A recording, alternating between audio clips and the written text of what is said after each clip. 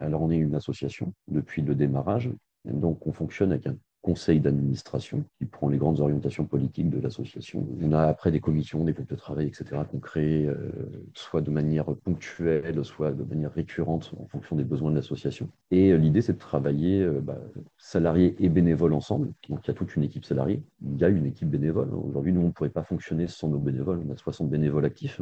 Ça fait quand même un peu de monde et qui nous permet en fait de réaliser l'entièreté du travail qu'on fait aujourd'hui. Donc, ce sont plutôt les salariés, on va dire, qui gèrent le travail au quotidien, puisqu'ils sont présents tous les jours.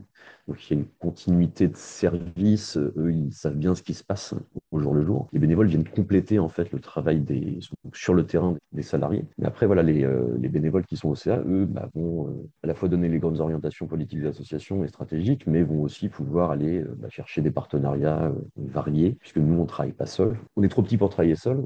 Et en plus, on a besoin des autres parce qu'on ne peut pas tout faire tout seul. En tant que recyclerie, on est au démarrage de plein de domaines différents. C'est-à-dire qu'on est à la fois dans le développement durable, dans la transition écologique. L'écologie, on va dire, l'environnement. On est aussi dans tout ce qui est solidarité sociale. Donc nous, on a beaucoup de choses qu'on ne garde pas forcément. Donc ensuite, on ne va pas les rejeter, puisque le but n'étant pas de générer de nouveaux déchets. Donc ça peut partir sur des associations solidaires, ça peut partir sur des associations de migrants, ça peut, enfin voilà. Sur la réparation des objets, on ne peut pas tout faire en interne. Donc on s'entoure aussi de structures déjà existantes qui proposent ça aux personnes accueillies chez elles. Alors ça peut être des organismes de formation, ça peut être des structures médico-sociales, enfin, c'est très varié en fait. Et tout ça, ça crée un maillage de territoire qui est hyper intéressant. Et c'est vrai que sur Saint-Nazaire, en plus, la vie associative est très très dynamique.